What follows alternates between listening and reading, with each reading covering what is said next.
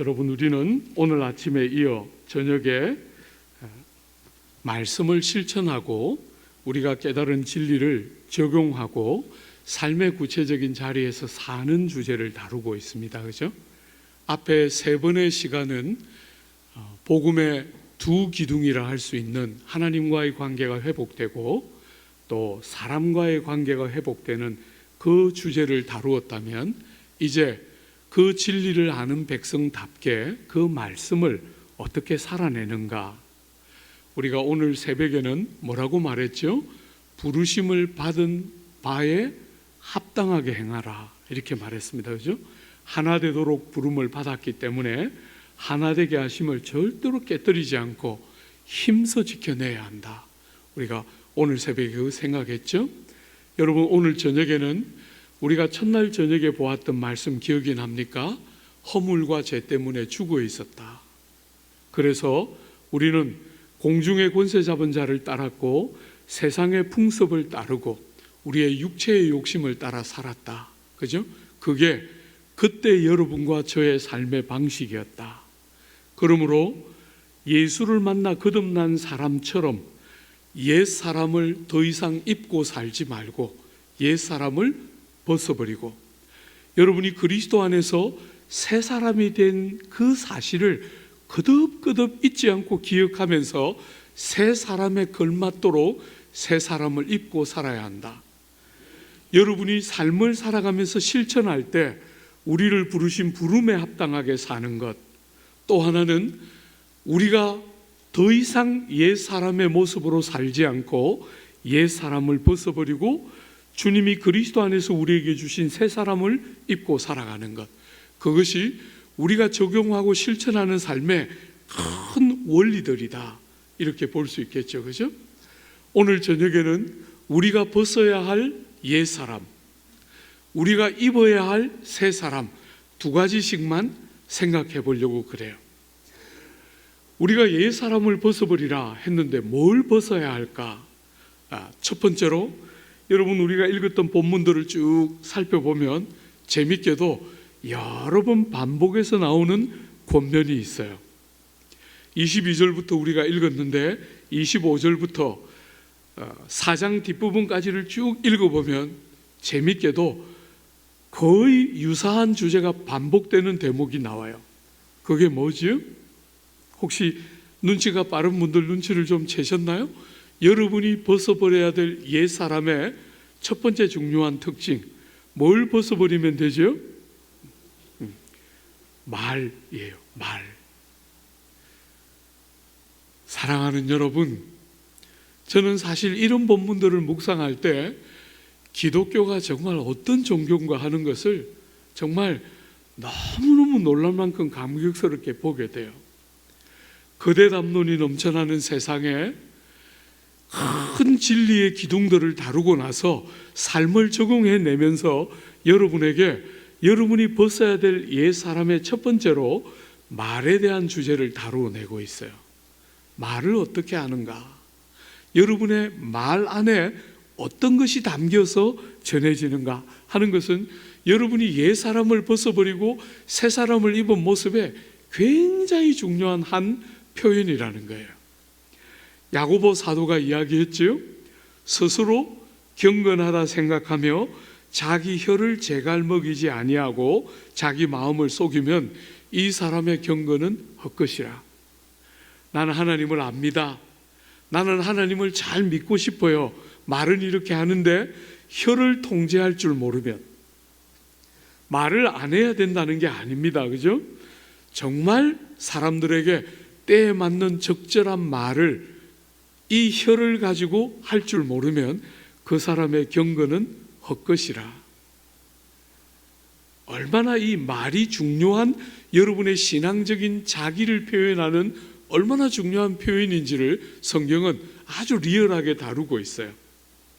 선한 사람은 쌓은 선에서 선한 것을 내고 악한 사람은 그 쌓은 악에서 악한 것을 내느니라.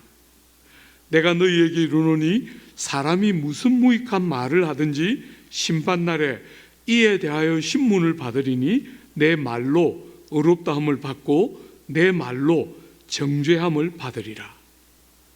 이게 기독교가 말에 대하여 보고 있는 눈이에요. 사랑하는 여러분, 우리가 믿는 하나님은 어떤 분이시죠? 이 엄청난 광대한 우주를 말씀으로 창조하셨어요. 그죠? 우리가 믿는 이 하나님은 말씀으로 천지와 만물을 창조하신 하나님이세요. 그러므로 그 하나님을 믿는 백성인 여러분과 저는 다른 어떤 것보다도 하나님을 닮아 있는 우리의 말에 창조적인 능력이 들어있다는 것을 아는 사람들이에요. 우리는 말이기 때문에 아무렇게나 하는 사람들이 아니에요. 말에는 하나님의 형상과 모양을 따라 지음받은 우리 안에, 우리의 말에는 하나님이 세상을 지으실 때 가지고 있었던 창조의 능력이 우리의 말 안에 들어있는 거예요. 그래서 예수를 믿고 나면 우리의 삶에 많은 변화가 있지만 혀를 적절하게 사용할 줄 아는, 해야 할 말과 하지 않아야 할 말을 잘 조절할 줄 아는, 혀를 통제해서 이 혀로 하나님을 찬양하고 사람을 살리고 영혼을 치료하고 사람의 내면의 깊은 곳에 있는 탄식과 아픔을 만질 줄 아는 그런 여러분의 말이 보배같이 사용되기 시작하는 변화는 여러분이 옛 사람을 벗고 새 사람을 입었나 하는 것을 보여주는 너무 중요한 표시 중에 하나예요. 조국 사회를 한번 봐요. 조국 사회는 우리가 30년, 40년 전만 생각해 봐도 지금 사람들은 입이 10개 있어도 정말 감사하고 감격하고 하는 말 외에는 적절한 말이 없어요. 우리는 생존 자체가 어려운 시기를 살아왔어요. 그런데 이제는 세계 어디 나가도 다 알아주는 나라가 되었는데 사람들의 입으로 나오는 말 한번 봐요.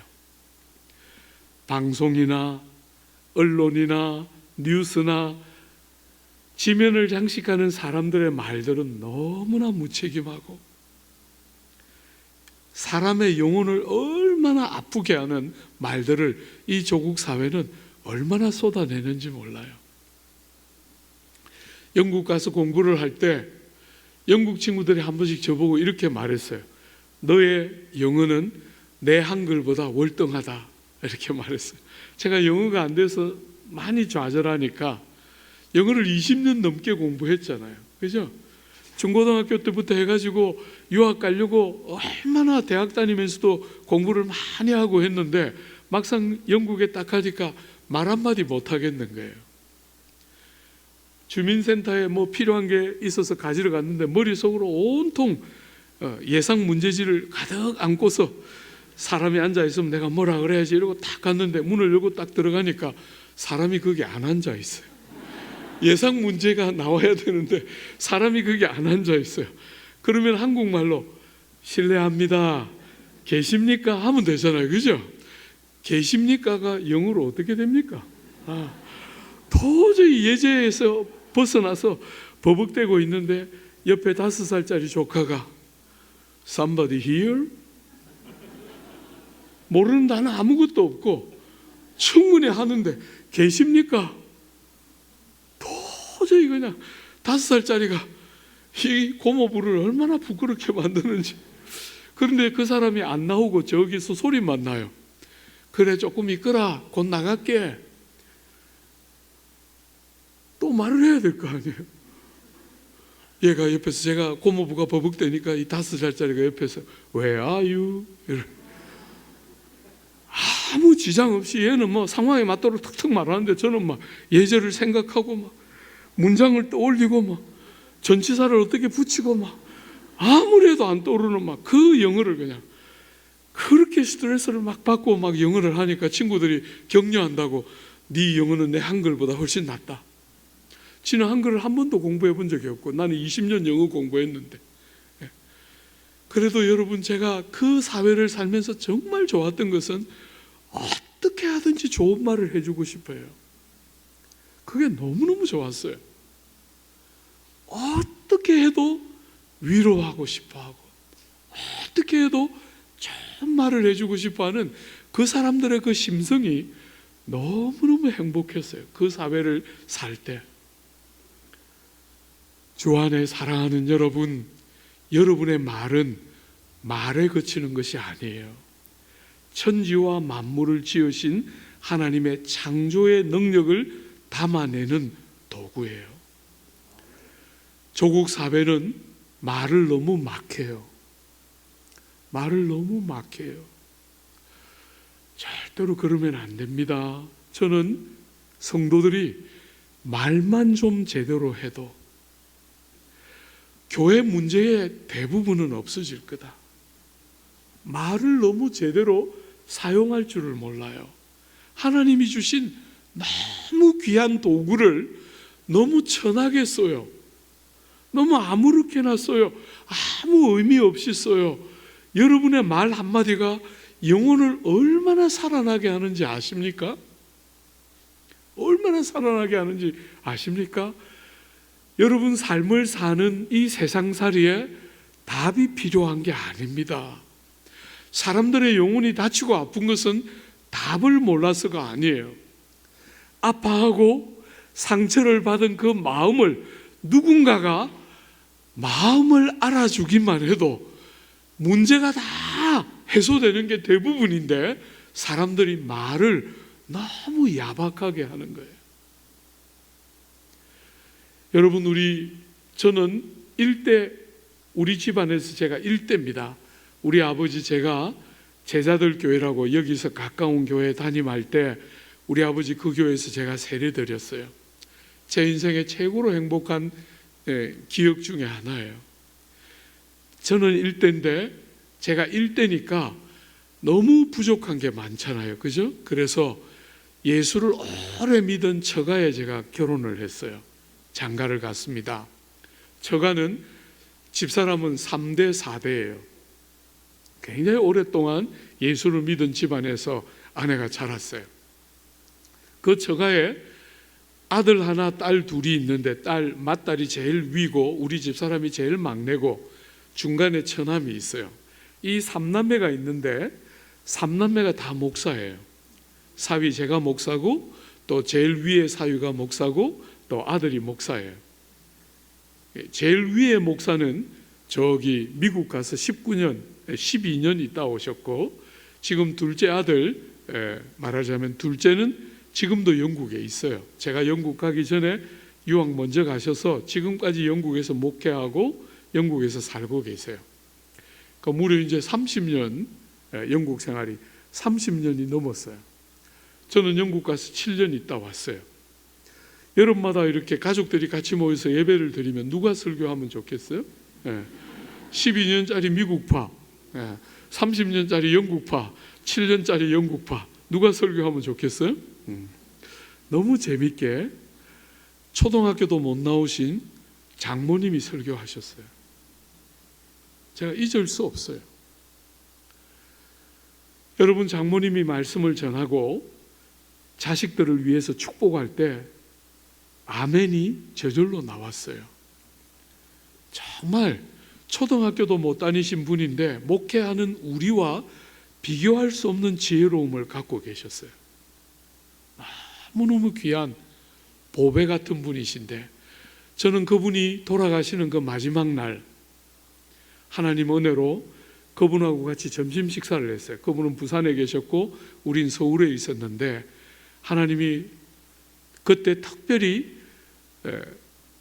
부산에 같이 있을 수 있는 기회를 열어주셔서 부산에 가서 어머니하고 제가 사랑하는 두 장로 친구들하고 우리 집사람하고 5사람이 점심 식사 같이 했어요. 입술이 보물 같은 분이에요. 학교에서 배움은 없는 분이신데 초등학교도 못 나오신 분인데 입술이 보물이에요. 얼마나 말이 지혜로우신 어른이신지 늘 거기 가면 그냥 목사라는 거 다 잊어버리고 그냥 아들로 사위로 그냥 이렇게 엉석바지 하다가 오면 너무 그렇게 행복한 그 어른이셨는데 그 마지막 점심 식사 같이 하는데 제가 그게 마지막인지도 모르고 이런 생각이 들었어요. 와, 우리 어머니 오늘 이 말씀들은 그냥 잠언이다, 잠언. 성경에 있는 잠언 같은 주옥 같은 말씀들을 막 쏟아내시는 거예요. 줄줄줄줄. 야, 이거 레코드 해야 되는데, 녹음기 있으면 레코드 좀 해놔야 되는데, 너무 아쉬워하면서 너무 행복해하면서 그 어머니의 말씀을 들었어요. 그리고 그 어른을 집에 모셔다 드리고 사랑하는 두 장로 친구와 우리 집사람, 우리 내외 네 사람이 차 한잔 마시러 어머니 집에 모셔다 드리고 잠시 차 한잔 마시고 딱 들어갔더니 돌아가셨어요. 저는 그 어른이 주님 품으로 가는 거 너무 감격적이었어요. 인생의 마지막이 저럴 수 있다면 정말 주옥 같은 말씀들을 쏟아놓고 주님 품에 가신 거잖아요.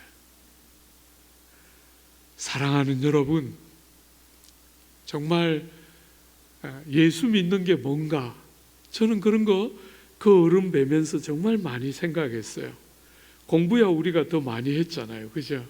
외국 유학도 하고 대학도 다니고 다 했는데 그 어른의 지혜를 따라갈 수가 없어요.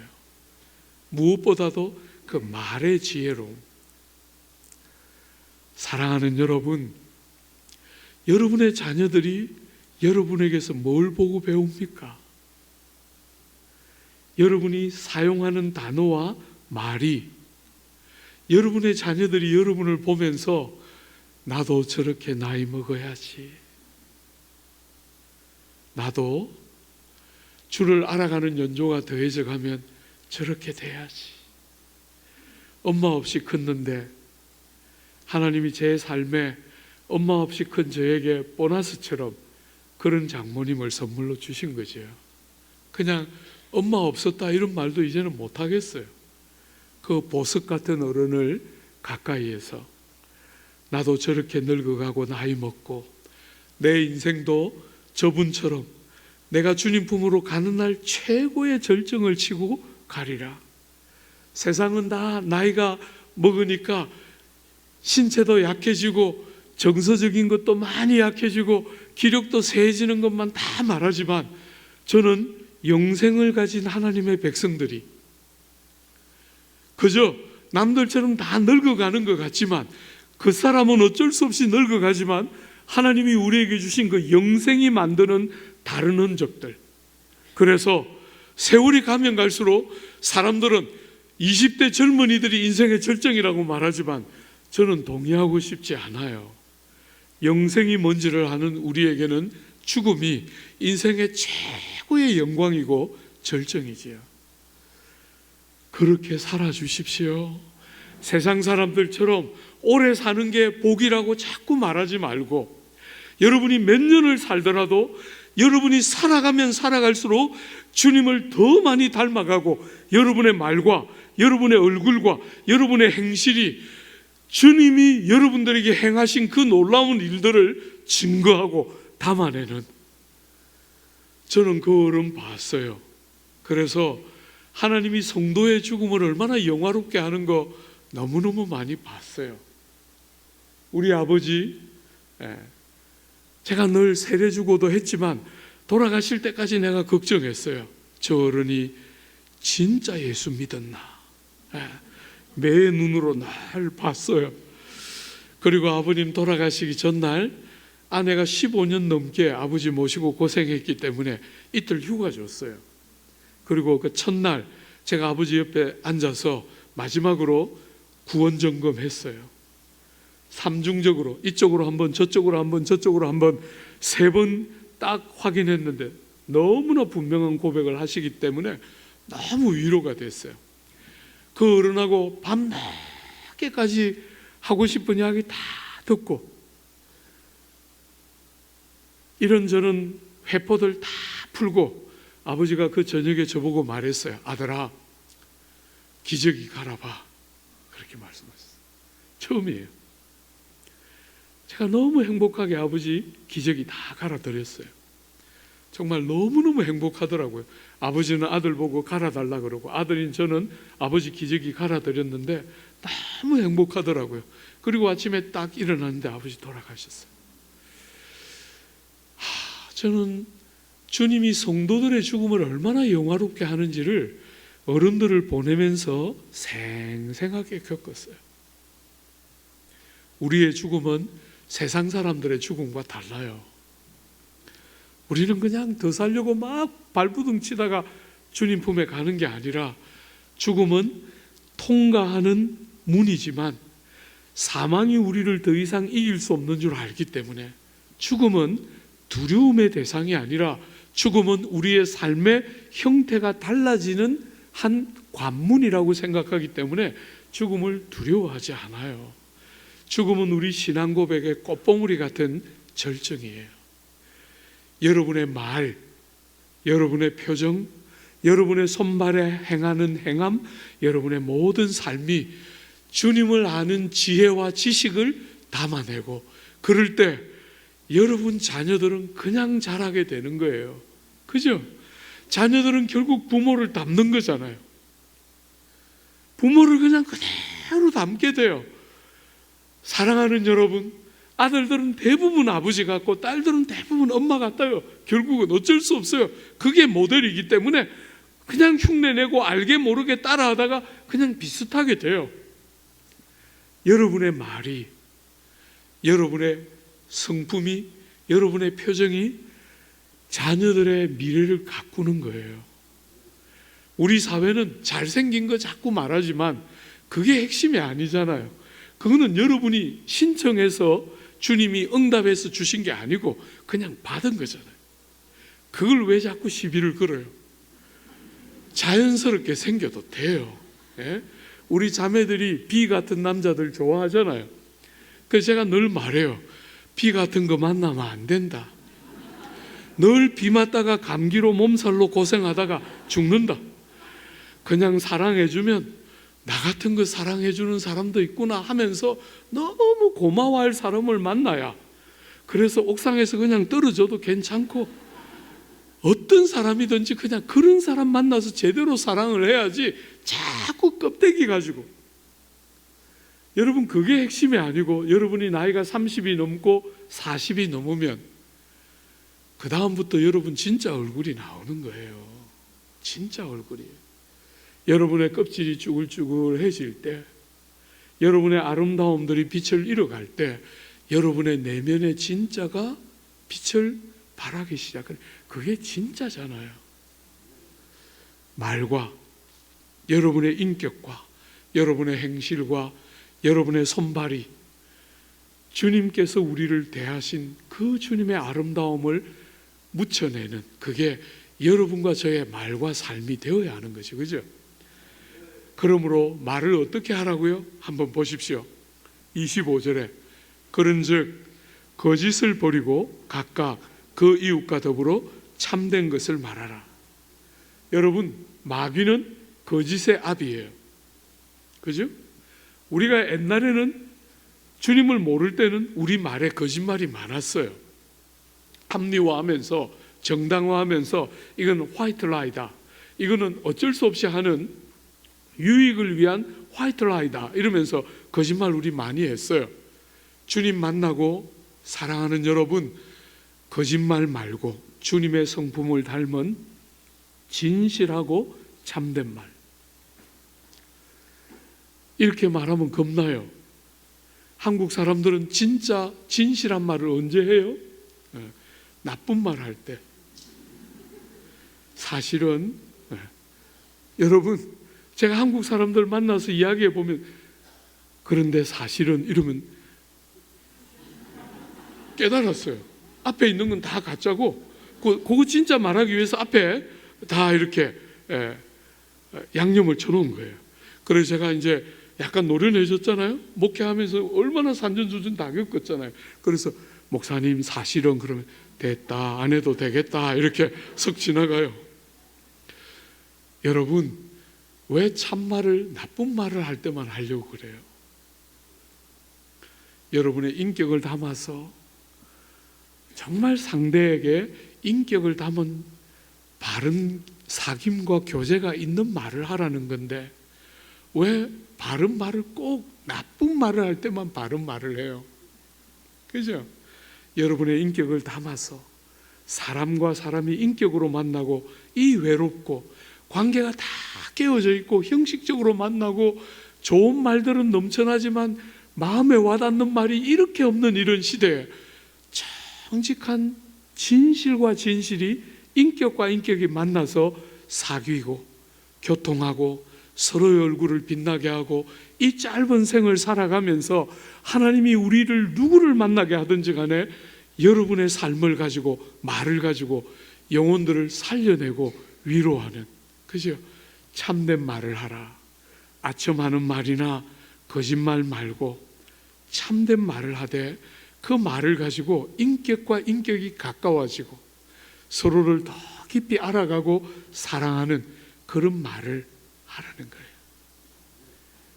얼마나 조국 사회는 말에 진정성이 없는 말이 많은지 모르겠어요. 그러지 말고 온 조국 사회가 이렇게 아픈데 누구 한 사람 책임 있는 자리에 있는 사람이 국민 여러분, 제가 잘못했습니다. 제 잘못입니다. 여러분들의 마음을 이렇게 아프게 한 거 제가 잘못했습니다. 누구 한 사람이 정직하게 그렇게 말하면 얼마나 많은 사람들이 위로를 받겠어요. 근데 20대부터 지금까지 조국 사회는 그런 지도자들이 건강하게 나오지 않았던 것 같아요. 내가 잘한 것도 있는데 왜 나만 갖고 그래? 그래요. 제일 나쁜 놈이었는데. 제가 그냥 죄송합니다. 여러분 혹시 친인척분들은 용서해 주십시오. 그분은 이름 제가 거명 안 하고 싶은데 그분은 광화문 뇌물이 사거리에 이렇게 매달아 가지고 지나가는 사람들이 꿀밤 한 대씩 때려서 벌 받아야 된다 이렇게 생각했던 진짜 용서하고 싶지 않은 사람이었어요. 근데 그분이 어느 날 방송에 나와서 이야기하더라고요. 나도 잘한 게 있는데 왜 나만 갖고 그래? 이야, 정말 영혼이 막 무너지더라고요. 우리는 언제나 국민들에게 제가 잘못했습니다. 저의 허물입니다. 그렇게 말하는 건강한 지도자를 좀 갖게 될까? 국민들을 통치하려고 하지 않고 섬기려고 하고 국민들을 귀하게 여기는 그런 건강한 지도자들을 우리는 언제나 갖게 될까? 너무 아픈 거 있죠. 예수 좀 제대로 믿는 사람들이 좀 더 많이 나왔으면 좋겠어요. 제가 너무 사랑하는 우리 교회 젊은 국회의원 하나 있어요. 40대 국회의원. 제가 그 형제 많이 기대하고 있어요. 정직하게 국민들의 마음을 만지고 성도다운 정치가 좀 나와주기를, 그렇게 말을 가지고, 그죠? 영혼들의 아픔을 만져주는. 이거 너무 오래 하면 오늘 저녁 못 끝내기 때문에 요만큼만 할게요. 그 뒤에도 있는데 뒤에는 우리 한 목사님께 토스합니다. 두 번째, 여러분과 제가 벗어야 할 거 뭐냐 하면 여러분 26절 한번 보세요. 분을 내어도 죄를 짓지 말고 해가 지도록 죄를 품지 말라. 품지 말고 마귀에게 틈을 주지 말라. 사랑하는 여러분, 참 독특하지 않습니까? 이 성경이 원문이 어떻게 되어 있냐면 화를 내어라 이렇게 되어 있어요. 이 한글 성경은 분을 내어도 죄를 짓지 말라 이러니까 약간 여러분들이 선명하게 알기가 어려운데 원문은 분을 내어라 이렇게 되어 있어요. 여러분, 성경은 여러분과 제가 화를 내는 것을 다 정죄하지 않아요. 우리 예수님도 성전이 타락했을 때 분노하셨어요. 그죠? 허리띠를 풀어서 그 장사하는 사람들을 다 내어 쫓았어요. 여러분, 비느하스가 하나님의 질투로 질투했을 때 하나님이 기뻐하셨어요. 모든 분노가 다 틀렸다 이렇게 말하지 않아요. 그런데 여러분, 분을 내어라. 그러나 죄를 지어서는 안 된다. 이게 첫 번째예요. 여러분이 세상을 살아갈 때 정당한 분을 낼 수 있어요. 그런데 여러분이 꼭 기억하십시오. 여러분과 저는 정말 어리석고 악해서 분을 내는데 정당한 분으로 시작했는데 그게 어느 순간에 사랑하는 여러분 무절제와 허영심이 더해지면서 정당한 분노였는데 죄로 전락하는 어리석은 자가 여러분과 저예요. 처음에 분을 낼 때는 옳은 분이었어요. 바른 동기와 바른 자세를 가지고 분을 내었는데 그 분이 잠시 후에 여러분을 무절제하고 허영심에 빠뜨려서 여러분이 정당한 분노가 너무나 쉽게 교만과 정오와 독선으로 여러분을 끌어가는 게 여러분임을 잊어서는 안 돼요. 여러분, 제가 나이를 자꾸 먹으면서 저의 죄됨이 많이 보이는데 제가 자주 이런 표현을 써요. 안팎으로 다 망가졌다. 여러분, 사람들은 이쪽이 문제라고만 생각하는데 이쪽만 문제가 아니라 이쪽도 문제예요. 여러분이 어떤 것은 올바른 이야기를 하는 것 같은데 그 올바른 이야기가 균형을 깨뜨리면서 그 올바른 이야기가 독선과 증오로 흐르고 마는 어리석은 일을 자행하는 것이 여러분이고 저예요. 우리의 죄악됨은 정당한 순간에도 죄로 여러분을 데려갈 수 있다는 사실을 한시도 잊어서는 안 돼요. 분을 내되 죄를 지어서는 안 된다. 선을 그으라는 거예요.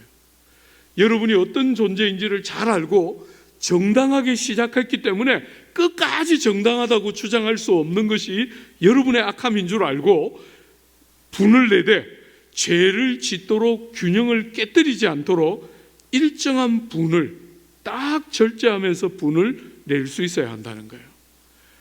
여러분, 오늘 이 미련한 세상은 자녀를 초달하는 것을 포기하고 있어요.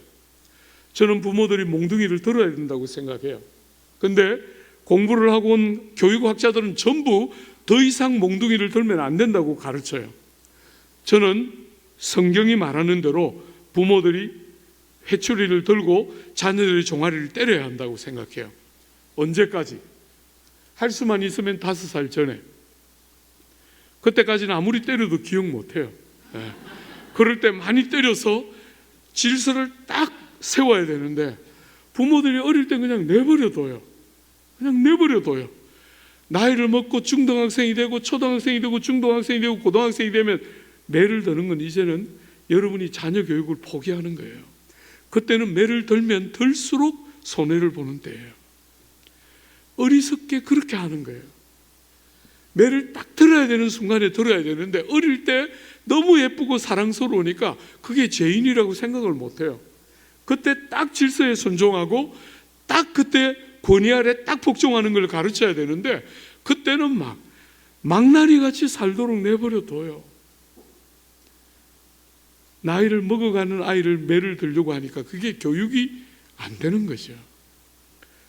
사랑하는 여러분, 많은 부모들이 자녀들을 초달하면서 실패해요. 선한 뜻으로 시작했는데 결국은 분노를 내면서 죄를 짓고 자녀들의 가슴에 상처를 안기게 돼요.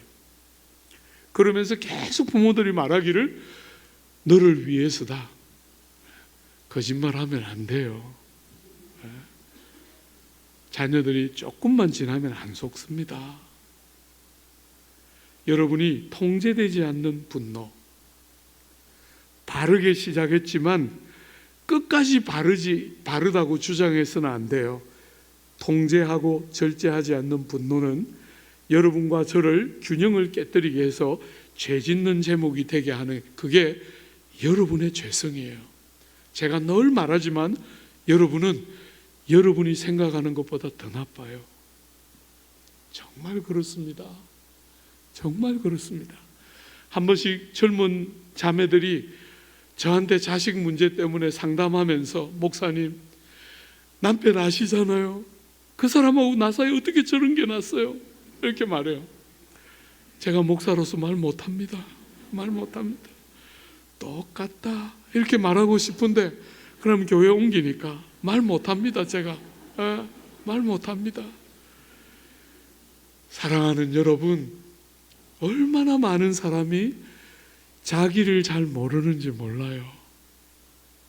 여러분은 정당하게 시작한 것을 악하게 끝마칠 수 있는 부패한 죄인임을 한시도 잊어서는 안 돼요. 여러분의 바른 출발이 끝까지를 보장한다고 생각하면 안 됩니다.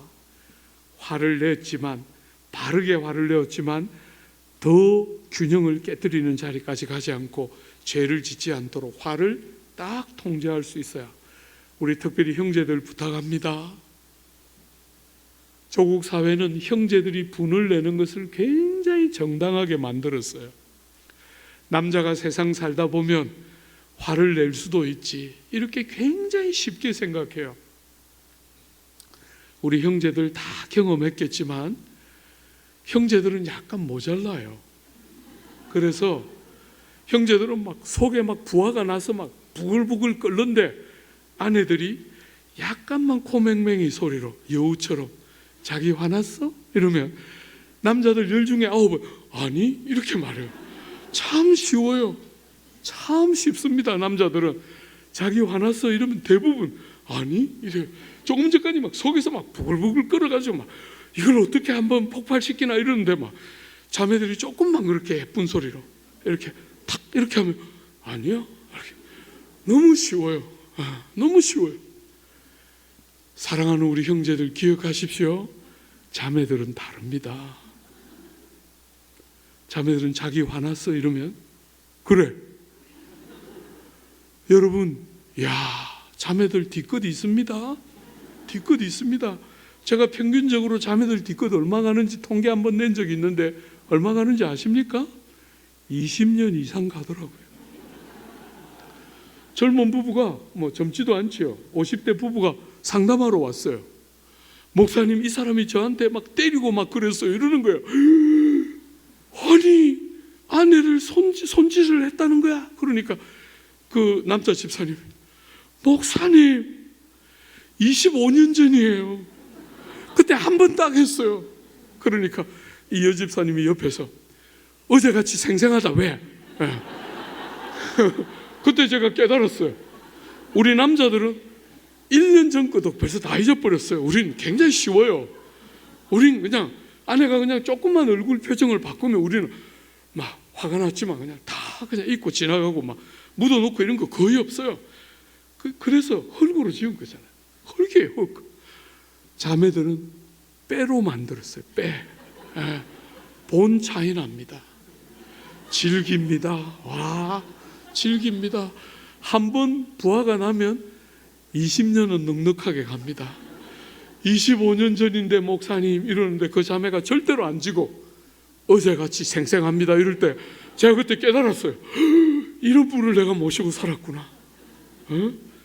이런 같은 과를 내가 모시고 사는데 이걸 더 조심하고 내가 이렇게 얼마나 막 다뤘구나. 너무 두려웠어요 그때.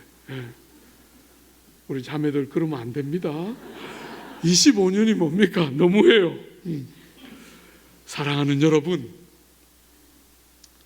여러분과 제가 정당하게 시작한 분노였는데 어리석게 아내에게, 자녀에게, 사랑하는 사람에게 깊이 상처를 줄 수 있다는 거 우리 너무 쉽게 생각해요.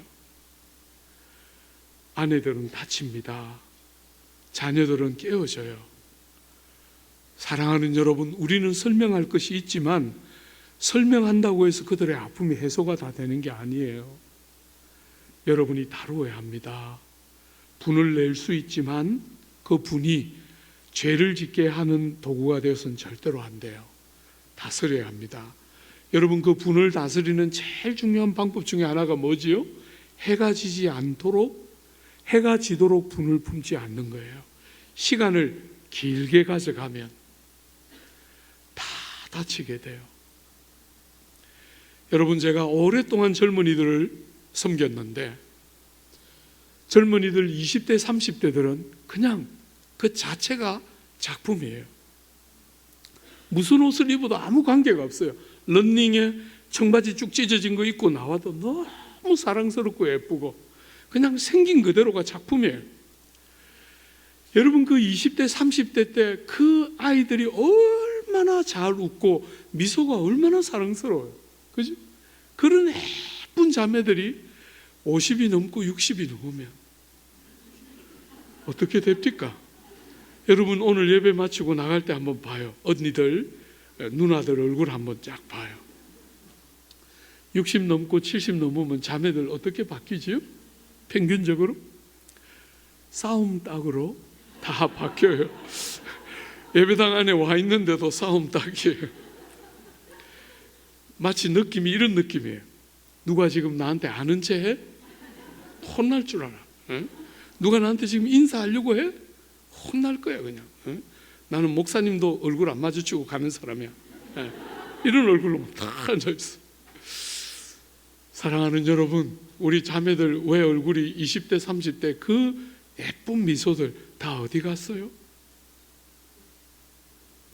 말이 안 되는 남자하고 30년 살고 나니까 이 말이 통해야지. 다른 거 다 빼고 말이라도 좀 시큰하고 살고 싶은데 말이 안 통하니까 이게 속으로 다 들어가는 거잖아요. 그죠? 속에서 소화가 안 되고 이 속의 억울함과 분함이 속으로 들어가니까 얼굴에 다 묻어나는 거예요. 다치고 아프고 눈물 나고 목사님 내 마음은 아무도 몰라줘요. 저 사람 한 사람만 알아줘도 되겠는데 저 사람 한 사람이 제일 원수예요. 그죠? 주 안에 사랑하는 우리 자매들 부탁합니다.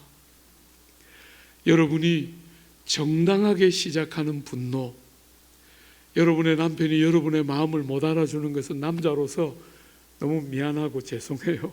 저도 오랜 세월 아내가 무슨 말만 하면 삐치고 그렇게 아내 마음을 몰라줬어요. 정말 안 들리더라고요. 너무 사랑하고 귀를 기울여 듣고 싶은데 너무너무 안 들리더라고요. 너무 죄송하지만 여러분이 그 분을 밤이 맞도록 안고 있으면 여러분의 영혼이 다쳐요. 여러분의 영혼이 그렇게 자꾸 다치면 여러분 주변에 있는 사람이 같이 다치게 돼요. 여러분만 다치는 게 아닙니다. 여러분 자녀들이 다치고 여러분의 사랑하는 사람들이 다치게 돼요. 여러분이 아픔을 가지고 고통을 겪게 되는 것은 정당한 출발이었지만 말 안 통하는 남자와 이 억울함이 많은 조국 사회의 여러 구조가 여러분들을 아프게 했지만 사랑하는 여러분, 그러나 정당한 분노이지만 그렇게 오랫동안 품고 있으면 결국 여러분을 다치게 하는 분노로 바뀌게 돼요. 해가 지도록 분을 품지 말고 할 수 있는 데까지 잊어주고 용서하고 기억하지 않고, 그죠? 다 이렇게 떨쳐보내면서 여러분이 이 조국 사회처럼 분노하는 사회, 사람들이 그 어딘가를 향해서 그냥 억울함과 분함을 막 어떤 대상이 나타나면 막 끌어다 부으면서 막 저주와 나쁜 말들을 쏟아내는 게 오늘 조국 사회의 아픔이잖아요. 그죠? 왜 그래요? 이 속에 해소가 되지 않는 거예요. 여러분의 마음에 있는 정당한 출발들이 결국 여러분을 다치고 남들을 다치게 하는 분노가 되게 하지 않도록 사랑하는 여러분, 분을 낼 수 있지만 절대로 분을 통제하고 통제하는 제일 좋은 방법 중에 하나는 하루를 넘기지 않고 잊고 포기하고 내려놓고 주님이 아시잖아요. 사랑하는 여러분, 여러분이 여러분 안에 가두어두면 여러분이 죽고 여러분이 그 상한 마음을 상대인 대상들에게 쏟아내면 그가 죽고 이웃들이 다치지만 하나님 앞에 쏟아내면 여러분이 살고 하나님이 기뻐하시고, 그죠? 주님 앞에 여러분이 그 아픔을 주님 앞에 열어야 한나처럼 아무도 받을 수 없는 그 아픔을 하나님이 받으시면서 하나님의 아픈 마음과 한나의 아픈 마음이 통하면서 한나의 그 아픈 마음과 주님의 아픈 마음이 통하면서 한나의 그 질고와 아픔이 감격과 소망으로 바뀌는 것이 한나의 기도가 보여주는 영광 중에 하나잖아요.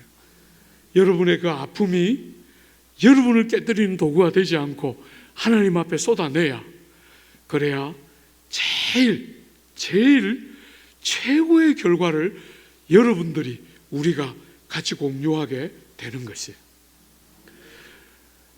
두 번째 큰 주제로 우리가 입어야 할 새 사람, 여러분이 평생을 변함없이 여러분이 나는 이런 사람이야 하고 잊지 않고 기억하면서 입어야 할 새 사람을 입으라 할 때 어떤 새 사람을 입어야 하는가? 여러분 한 번만 보십시오. 4장 31절 32절입니다. 죄송합니다. 5장 1절입니다. 그러므로 사랑을 받는 자녀같이 너희는 하나님을 본받는 자가 되고. 여러분은 이제부터 여러분 한 사람으로 존재하는 게 아니라 하나님의 자녀로 존재해요. 여러분은 하나님의 명예와 여러분의 삶은 직결되어 있어요.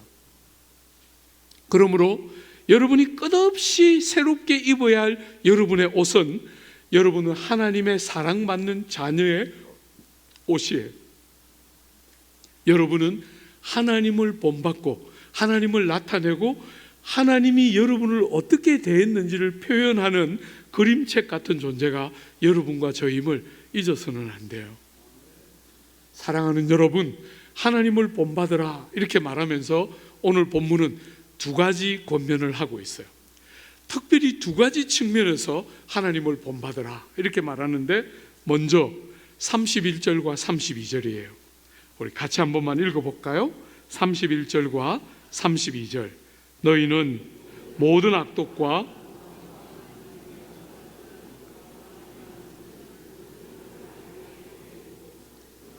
친절하게 하며 불쌍히 여기며 서로 용서하기를 하나님이 그리스도 안에서 너희를 용서하심과 같이 하라. 하나님을 본받되 하나님의 사랑받는 자녀처럼 하나님을 본받는 그 새 옷을 입되, 어떤 방식으로? 하나님이 그리스도 안에서 우리를 용서하신 것처럼 누군가를 용서함으로 하나님을 본받는 새 옷을 입고 살아야 한다. 꼭 기억하십시오. 용서하는 삶. 여러분, 기독교의 복음이 세상을 향해서 선포하는 제일 중요한 메시지 중에 하나가 뭐냐면, 하나님이 그리스도 안에서 여러분과 저의 죄를 용서하셨다. 우리가 어머니 모태로부터 가지고 태어난 그 죄, 우리가 그 죄 중에 태어났기 때문에 죄를 더 좋아하고 죄를 더 즐거이 선택하고 죄를 더 쉽게 본받는 그런 우리의 모든 죄된 삶에 대한 모든 죄를 예수께서 대신 감당하셨기 때문에 그리스도 안에서 우리의 모든 죄를 용서하셨다. 이것이 복음이 세상에 선포하는 너무너무 중요한 메시지 중에 하나예요. 죄 용서. 여러분이 세상이 이렇게 아픈 이유는 용서하고 용서받는 일을 실패하기 때문이에요. 우리가 죄를 지으면 누군가에게 가서 우리를 용서해 주십시오 해야 하는데 그렇게 하지 않습니다. 사람들이 어쩔 수 없었다, 나도 이유가 있었다, 온갖 형태로 이야기하면서 그 상처받은 사람들에게 죄송합니다, 나를 용서해 주십시오, 이 정직한 고백이 너무너무 안 되는 게 우리 인생들의 큰 문제 중에 하나예요. 그런 세상 한가운데를 뚫고 예수의 복음이 여러분과 저에게 뭘 선포하느냐면, 사람이 죄로 말미암아 멸망하지 않고 죄 중에 심판받아 진노받아 형벌받아 멸망하지 않고, 죄를 짓는 사람들이 죄로 인하여 멸망하지 않도록 피할 길, 용서받는 길, 죄가 덮여서 가려지는 생명의 길이 열렸다. 이게 복음이 세상을 향해 선포하는 너무너무 중요한 메시지 중에 하나예요. 여러분은 어떤 사람도 자기의 죄를 자기 힘으로 다룰 수가 없어요. 그래서 우리에게 중보자가 필요한 거죠. 그죠? 우리의 죄를 대신 감당하시는. 여러분, 구약 성경에 보면 무수한 제사가 나오지 않습니까? 그 무수한 제사는 전부 뭘 위한 것입니까?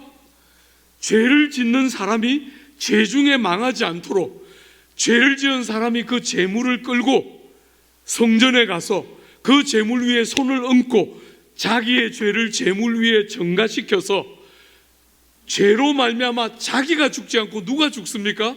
재물이 죽습니다. 그렇게 하고 죄를 지은 사람이 재물의 피에 근거해서 용서받는 것, 이것이 구약의 제사제도의 핵심이에요.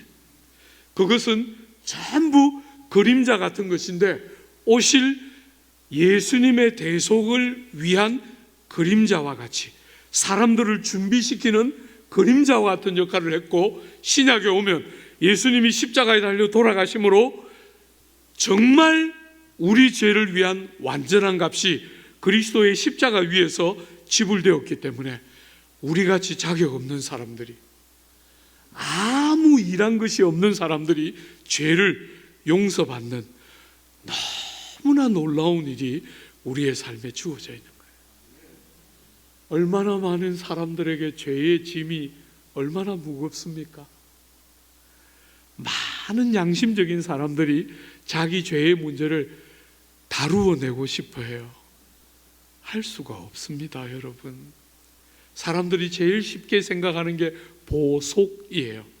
죄를 지었으면 그 죄에 준하는 선을 행하는, 그래서 죄를 보속하고 싶어 해요. 가능한 일이 아닙니다. 그렇게 안 됩니다. 하나님이 그런 우리를 위해서 예수를 보내주신 거잖아요. 그죠? 그리스도 안에 우리의 모든 죄에 대한 용서와 씻음이 있어요. 베드로가 하루는 주님께 물었어요. 주님, 형제가 나에게 죄를 지으면 몇 번까지 용서할까요? 7번 하면 됩니까? 이렇게 물었어요. 그러자 예수님 뭐라고 말씀하셨죠? 7번을 70번까지 할지어다, 이렇게 말씀하셨어요.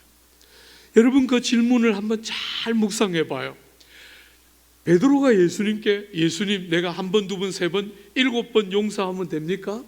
너 6번까지 했으니까 이번에 마지막이야? 7번 끝나면 너 이제 국물도 없어? 그때부터는 다 지금까지 한 것까지 다 갚아줄 거야, 이런 뜻이 아니죠. 그죠? 여러분, 7은, 유대인들에게 7은 완전 숫자예요. 베드로가 어떻게 질문한 거예요? 주님, 내가 형제가 나에게 죄를 지으면 많이 용서해 주면 됩니까? 내가 최선을 다해서 많이 용서해 주면 됩니까? 이렇게 물었어요. 주님 뭐라고 대답하셨죠? 완전수 7에다가 또 완전수 7을 곱하고 또 다른 완전수인 10을 곱할 만큼 용서하라, 이렇게 말씀하셨어요. 그러니까 베드로의 그 질문에 주님 뭐라고 대답하신 거예요? 네가 생각하는 많은 것을 또 완전하게 하고 또 완전하게 할 만큼 사람들을 용서하며 살아야 한다, 이렇게 말한 거예요. 그러니까 예수 믿는 여러분과 저의 삶에 사람들이 우리를 딱 볼 때 저 사람들은 예수 믿는 사람이기 때문에 특징이 뭐라고요? 용서하고 또 용서하고 또 용서하고 또 용서하고, 용서가 우리의 특징이 되고 우리의 삶의 방식이 되고 또 용서하고 또 용서하고, 절대로 너는 안 돼, 너는 절대로 용서할 수 없어, 절대로 그렇게 말하지 말고 그리스도 때문에 하나님이 우리를 용서하신 것처럼 여러분 옆에 있는 사람이 여러분에게 어떤 나쁜 짓을 해도 주님이 우리를 용서하신 것처럼, 아무 권리도 없는 사람인 것처럼 이웃들을 용서하는 삶을 살아야 한다, 이렇게 말하고 있는 거예요. 사랑하는 여러분, 여러분은 아멘 해주시니까 너무 고마운데 어떤 형제들이 저에게 찾아왔어요. 목사님, 우리 주님은 하나님이시니까, 능력이 많으시니까 그렇게 여러 번 용서하는 게 가능할지 모르지만 저는 속이 밴댕이 속이에요. 저는 어떤 사람을 용서하기가 죽기보다 더 어렵고 그 사람 얼굴만 봐도 그냥 진절머리가 쳐져서 용서는 그냥 정말 아무것도 하고 싶지 않아요. 이런 형제들이 저를 찾아왔어요. 사랑하는 여러분, 성경은 하나님은 하나님이셨기 때문에 여러분의 죄를 용서하기 쉬웠다, 절대로 그렇게 말하지 않아요. 전능하시기 때문에 여러분의 죄를 쉽게 용서하셨다, 절대로 그렇게 말하지 않습니다. 성경을 한번 보십시오. 창세기 1장 2장을 가지고 이 어마어마한 우주와 천지와 만물의 창조를 창세기 1장 2장으로 다 설명했어요. 창세기 3장부터 요한계시록 끝절까지 그 이야기는 무슨 이야기입니까? 하나님이 사람의 죄를 어떻게 용서하셨는가에 대한 이야기예요. 하나님께도 용서가 쉬웠다고 절대로 성경은 말하지 않습니다. 사랑하는 여러분, 하나님이 여러분과 저를 용서하기 위해서 뭐 하셨습니까? 최고의 희생을 근거로 용서하셨어요. 아들 하나님을 십자가에 다시고 도저히 용서할 수 없는 여러분과 저를 대신해서 아들 하나님의 생명을 대가로 지불하시고 우리를 용서하셨다. 주님은 용서가 쉽다고 절대로 말씀하지 않아요. 여러분과 제가 누군가를 진심으로 용서하고 받는 게 얼마나 어려운지 그분은 아세요. 쉽게 말하는 게 아닙니다. 당신도 우리의 죄를 용서하기가 그렇게 어려웠기 때문에 우리가 누군가를 용서할 때 그게 얼마나 어려운지 아세요. 그렇기 때문에 주님이 여러분을 용서하신 것처럼 용서받은 사람답게 우리도 누군가를 용서하며 이 땅을 살아야 한다는 거예요. 집에 돌아가서 여러분의 제일 가까운 사람들, 대부분의 원수는 여러분 옆에 있어요. 그죠?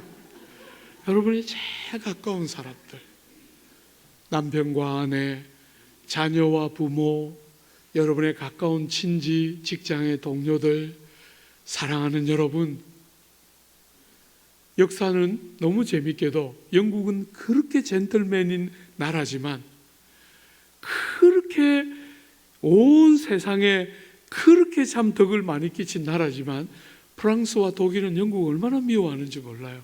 우리는 이렇게 거리가 떨어져 있으니까 영국 좋아하지만 유럽에 있는 사람들은 영국 진저리를 쳐요. 가까이에 있는 사람이 날 제일 어려운 사람들이에요. 사랑하는 여러분, 그 말을 뒤집으면 용서를 배우기가 그만큼 어렵지만 그만큼 보석 같은 거예요. 주 안에 사랑하는 여러분, 하나님이 기회를 주시고 허락하실 때 용서하고 용서받고 용서를 구하고 용서를 해주고, 그래서 영혼들의 그 영혼 속에 다침과 상함을 갖고 세상을 살지 않도록 이 짧은 인생길에 얼마나 금방입니까? 20대에 은혜 받아가지고 그냥 죽자 사자 정말 주님 위해서 살고 싶었는데 그냥 60이 훅 지나갔어요. 돌아보니까 정말 최선을 다해서 달려왔다고 생각했는데 손에 아무것도 없어요. 이렇게 잠시 지나왔는데 왜 그렇게 불필요한 일들에 많은 에너지들을 쏟으며 삽니까? 주님이 우리에게 기대하는 것처럼 사람들을 용납하고 마음에서부터 마음을 확 열어서 그 사람을 중심에서부터 받아내고 여러분, 그것은 정말 쉽지 않은 주제지만 한번 해보세요. 새로운 세계가 열립니다. 하나만 더 생각해 볼까요? 하나님을 닮되 용서하는 부분에서 닮으라 이렇게 말했는데 2절은 여러분과 제가 닮아야 할 새 옷, 우리가 입어야 할 새 옷 뭐라고요? 5장 2절에 그리스도께서 너희를 사랑하신 것 같이 너희도 사랑 가운데서 행하라. 그는 우리를 위하여 자신을 버리사 향기로운 제물과 희생 제물로 하나님께 드리셨느니라. 사랑하는 여러분, 기독교 윤리의 꽃봉오리, 기독교 윤리의 제일 절정은 사랑입니다. 용서도 너무 귀한 거지만 그건 소극적인 거잖아요. 그죠? 용서하는 것에 머무는 것은 충분하지 않습니다.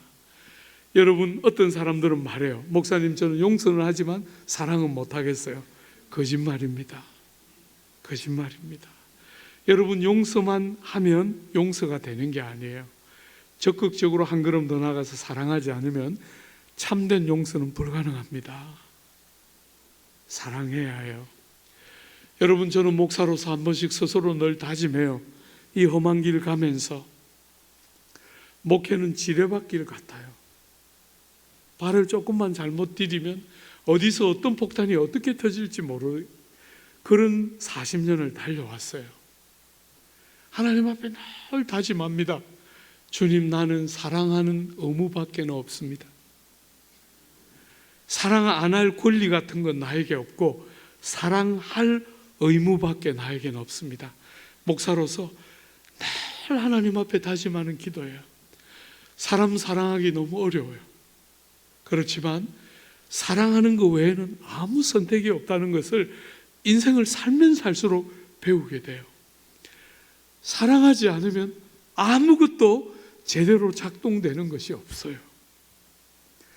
사랑하는 여러분, 온 세상 사람들은 각종 다양한 부르짖음으로 외치고 울고 아파하고 탄식하고 가슴 아파하고 분노하고 억울해하고 하는데 그 모든 것을 하나로 딱 요약하면 뭡니까?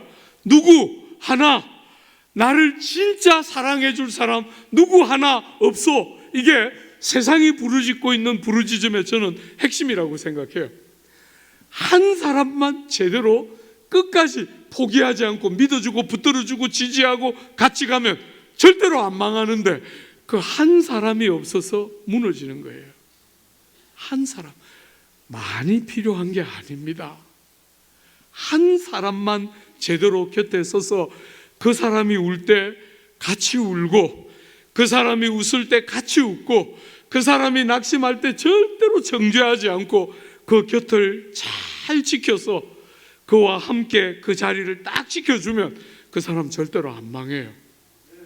근데 그 사랑하는 그 한 사람이 없는 게 우리가 사는 이 사회의 아픔이에요. 사랑하는 여러분, 오늘 주님은 우리에게 그리스도께서 우리를 사랑하신 것처럼 여러분과 저도 누군가를 사랑하라 이렇게 말씀하시면서 그분이 우리에게 하신 사랑의 하나를 힌트를 주고 있어요. 그죠? 이 뭐라고 말했습니까? 5장 2절에 그리스도께서 너희를 사랑하신 것 같이 너희도 사랑 가운데서 행하라 이렇게 말해놓고 그리스도가 우리를 어떻게 사랑하셨지요? 그가 우리를 위하여 자신을 버리사 향기로운 제물과 희생 제물로 하나님께 드리셨느니라.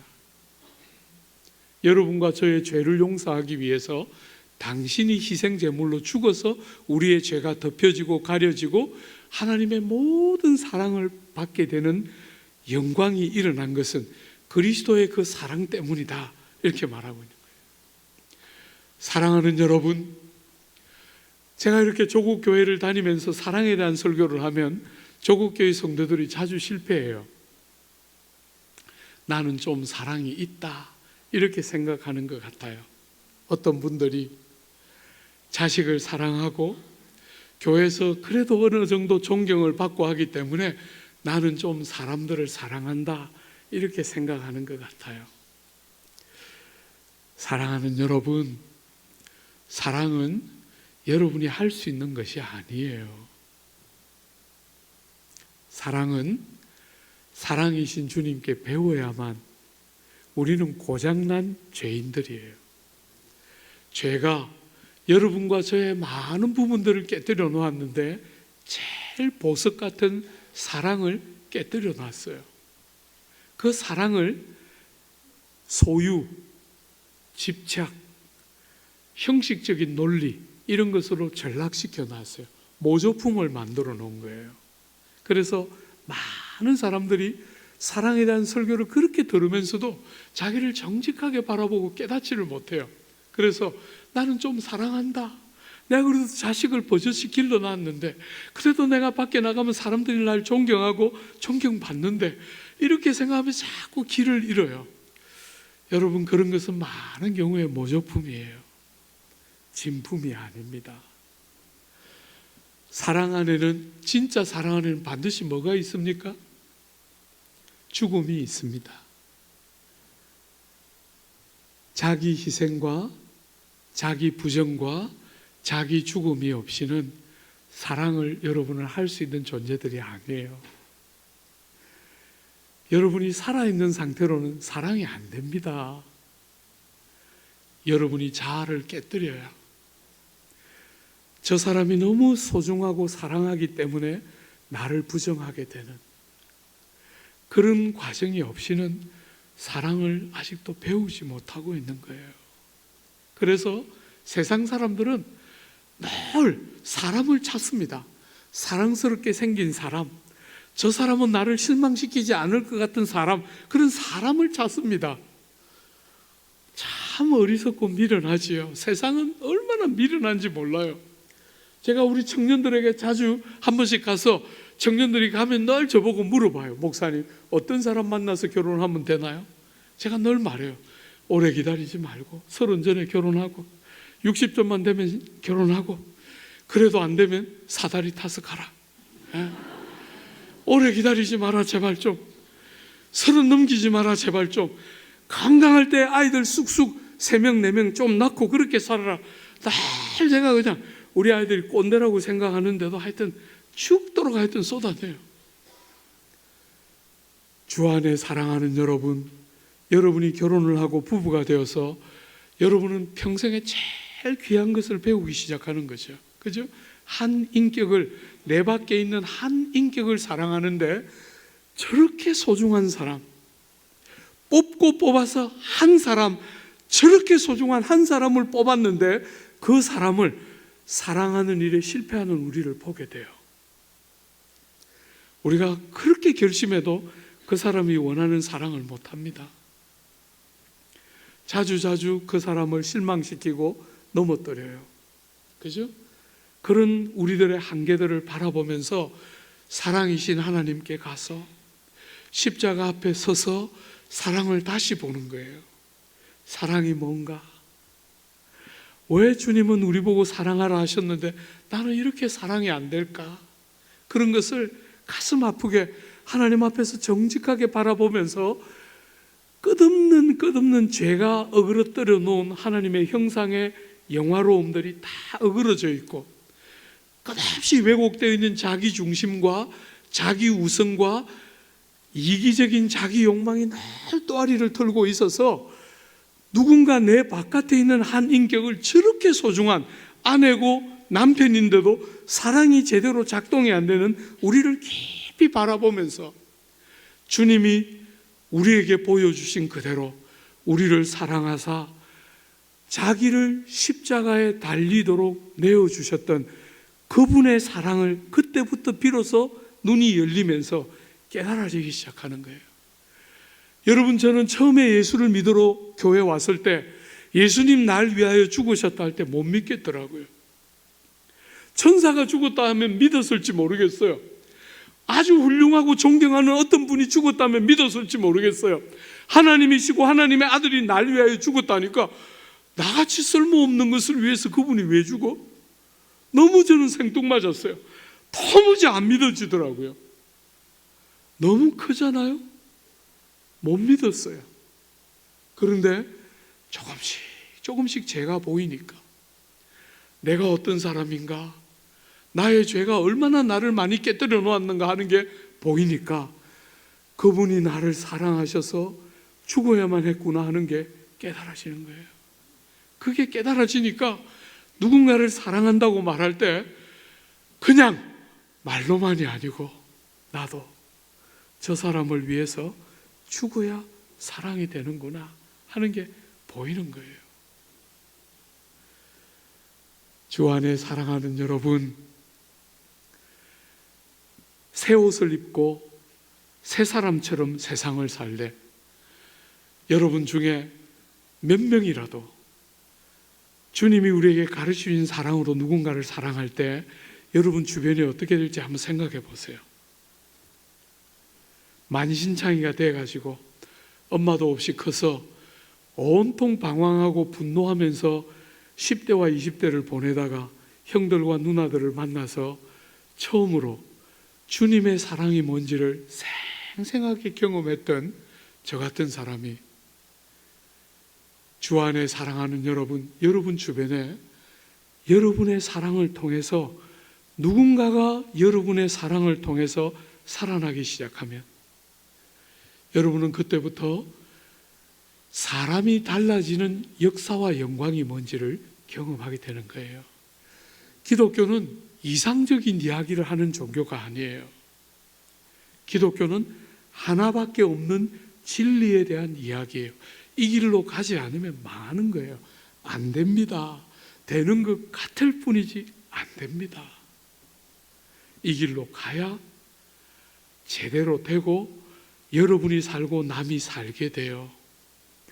누군가를 사랑하는 것은 죄인의 경험을 가지고 있는 우리에게 쉬운 주제는 아니지만 해보면 여러분이 살고 옆이 같이 살기 때문에 이것은 정말 세상을 축복하는 하나님의 가장 큰 영광 중에 하나입니다.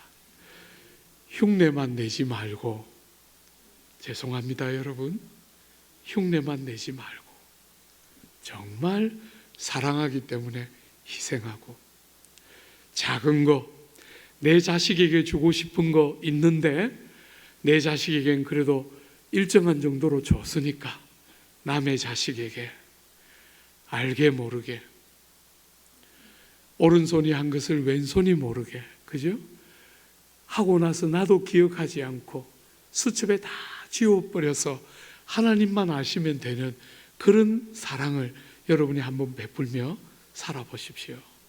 어떤 일이 일어나나? 주님의 사랑이 우리를 뒤집은 거잖아요. 그죠?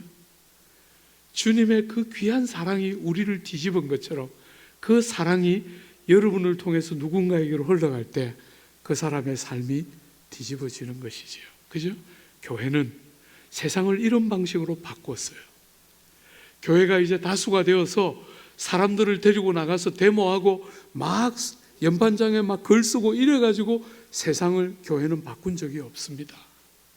교회는 세상을 다른 방식으로 바꿉니다. 더딘 것 같지만, 미련해 보이지만 여러분이 보는 것처럼 가장 완전하지 않습니까? 그죠?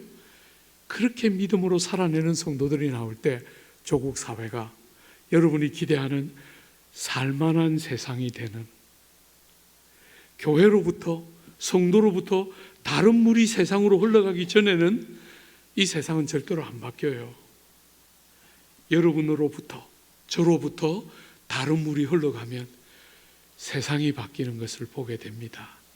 그게 영국이고, 그게 미국이고, 그게 독일이고, 종교교육이 여러분들에게 보여주는 열매들이에요.